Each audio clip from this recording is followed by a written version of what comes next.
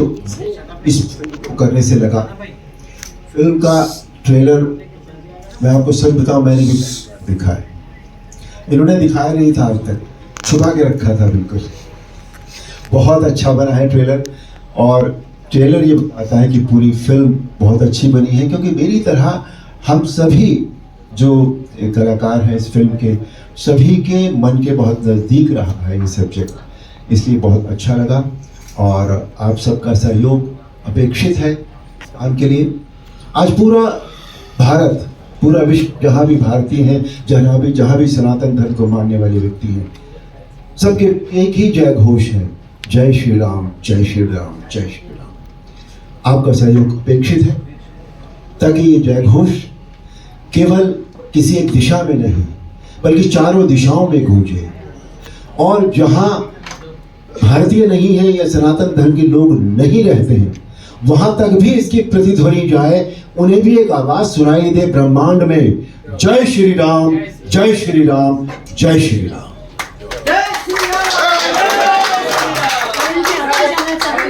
अरुण जी, आपसे जानना चाहती हूँ, रूना फ्रॉम वेब दुनिया, जब ये वाला रोल आप बहुत समय पहले जब आप निभाते हैं, अभी भी उतना ही प्यार, उतना ही सम्मान आपको मिलता है, उस समय इतनी जनजागृति नहीं थी इस विषय को लेकर। कभी उस समय कभी आपने सोचा था कि ऐसा भी समय आ सकता है कलाकार के तौर पर भी, और आप तो खैर भगवान राम का रूप ही बन गए हैं।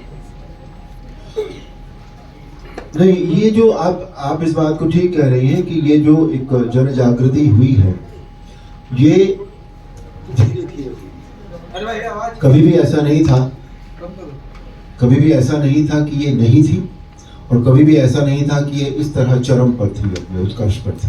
ये धीरे धीरे जन जागृति हुई है, और ये हुआ है राम मंदिर के कारण बेसिकली, क्योंकि राम मंदिर की लड़ाई जो लड़ी है सब का, और इसके सबसे बड़े कर्णधार जो कहा जा सकता है, जिन्हें माना जा सकता है, जो हैं,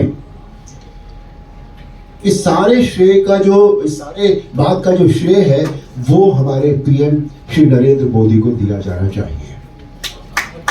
उन्होंने इस मंदिर को बनाने के लिए जो साथियों के साथ जो लड़ाई लड़ी है, जो उन्होंने जो विल पावर जो की है कि नहीं, ये काम मुझे करना है, मैं इसे करके रहूंगा, उसकी वजह से ये सब काम हुआ है, और धीरे धीरे जन जागृति होती चली गई। दूसरी बात, 2 साल पहले, 2.5 साल पहले कोविड में रामायण का फिर से दिखाई गई, और उस वक्त इसने वर्ल्ड रिकॉर्ड भी बनाया, तो वहां से भी ये बात दोबारा से शुरू हुई। लेकिन बेसिस का मंदिर है इस जन जागृति का टोटल। पहले कभी ये नहीं सोचा था कि इस तरह की फिल्में बनेगी, क्योंकि ये हुआ नहीं था इतने दिन से भी। जैसे पहला जो 6 तारीख जो है, 695 का जो 6 है, वो 1992 का है। उसके बाद 9 कब आया, 1919 में। आप देखिए 1928, 27 साल बाद, तो 27 साल में उस तरह की जन जागृति नहीं थी, लोगों के मन में तो था सदा, ये कभी गया नहीं। लेकिन कोई ना कोई कभी कभी कहते हैं कि चिंगारी सुलगती रहती है, सुलगती रहती है, सुलगती रहती है, लेकिन कभी कभी वो जब आग बनती है, अब वो आग बनी, लेकिन पॉजिटिव रूप में, निगेटिव आग नहीं बनी। वो ये पॉजिटिव आग है जो हमारे देश को, हमारी संस्कृति से, जिसने फिर से जोड़ दिया। कहते हैं कि जब संस्कृति हमारे जीवन से निकल जाती है तो हम धराशायी हो जाते हैं। जैसे एक पेड़ की जड़ और हमारी संस्कृति, वो एक ही बात होती है। पेड़ की जड़ जब हिल जाती है तो पेड़ सूख जाता है। वही हमारी संस्कृति के साथ होता है।